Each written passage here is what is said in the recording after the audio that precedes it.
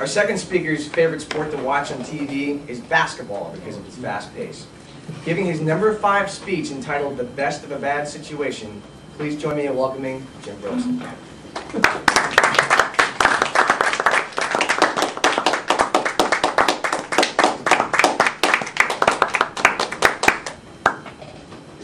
Most of us have found ourselves in a bad situation at one time or another. My speech today is on making the best of a bad situation. It's intended as a simple message of encouragement. Now, every bad situation has something positive about it. Sometimes the only way we can make the best of a bad situation is if we turn it all around and try to find something in this bad situation to flip it into a solution. Now, today I'm going to talk about 3 recent examples of where people took a bad situation and turned it into the solution. So first example, we're going to go to Chicago.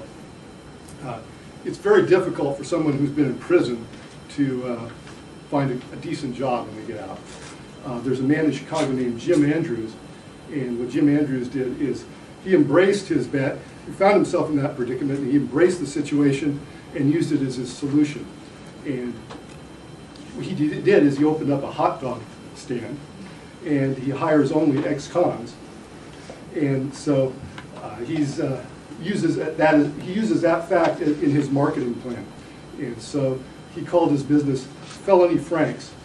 And he has on his advertisement and on his sign, he's got a hot dog. It's in prison stripes.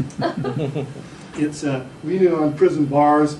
It's got a ball and chain tied to the hot dog. And then emblazoned above it, it's got food so good it's criminal. and his menu is pretty clever too. You can order the main entrees. You can get something like confession chili, burglar beef, chain gang chili dogs. You can get a probation burger. And then if you're really hungry, you can get the big Felony Frank. Or then if you're counting your calories, you can get the smaller misdemeanor wiener. Then on the other side of the menu, he's got his side orders, and he calls them accomplices. And you get convicted cheese fries or freedom fries, or you can get these objection onion rings. And sometimes he, for a change of pace, he'll just sell fresh fish, and he advertised caught with genuine jailbait. So the next example, we're going to go northwest from Chicago. We're going to go to Butte, Montana, to the Berkeley Pit. And the Berkeley Pit is this huge abandoned open pit coal mine that once had been opened by run by the Anaconda Company a long time ago. And after it was closed in 1982, there had about 36 billion gallons of water got filled up in there. It's got arsenic, cobalt, cadmium, sulfuric acid, zinc, iron, just a real big mess there. And they have, I guess they had 342 migratory snowbirds actually died by landing in the toxic water there. So it's really, was the pits, I guess, as you might know. But with the government, there's a super fund, and the government's trying to get the situation in control. They're building a treatment plant, and what happens, the water has to rise to a certain level. And once it rises to a certain level, they think that's going to be about 2018, then they can start treating it, and they think the situation will be taken care of by about 2021. Well, in the meantime, in order to try to help pay for this project, what do? Sell tickets to see it.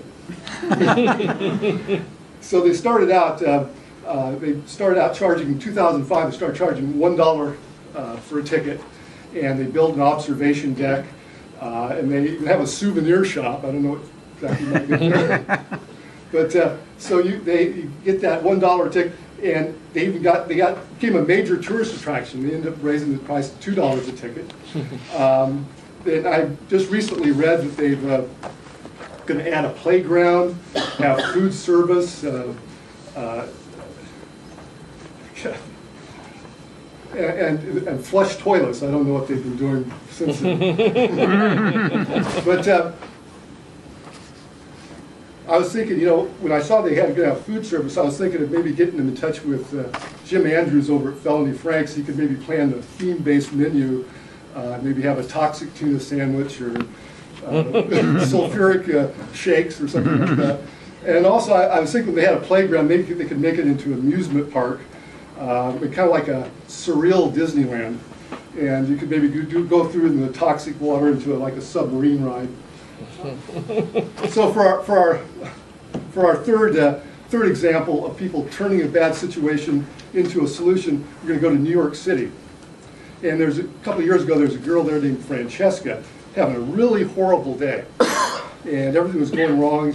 And she had her mind on her problems, and she's backing up her car, and she banged into another car, and it turns out she tears her pants. She goes back and finds out it's a lawyer's car. So instead, so what does she do with the problem? She instead of just kind of crying about her problem, she's a singer by trade. Her career wasn't going anywhere, so she decided to write lyrics for a new song. So she starts writing the lyrics. A couple of dents in my fender, a couple of rips in my jeans, and she writes this song called "Free to Be Me." She gets a record contract. That record contract gets her, they get her first album. The song becomes a very big hit. She goes on late night shows to sing the song, and her career just takes off. So we've seen three examples of people taking a bad situation and flipping it around into the solution. We had the people in Felony Frank's that marketed their bad situation. You had the people in Berkeley Pit that sold tickets to their bad situation. Then you got Francesca Batticelli, who took her bad situation and used it as a springboard to success.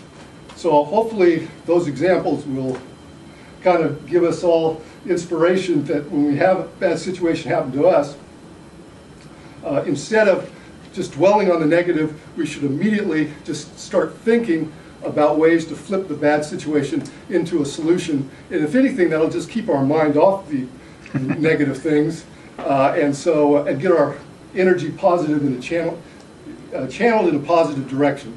So next time you have a bad situation, don't just look at it as a bad situation. Consider it as opportunity knocking on the door. Mr. Postmaster.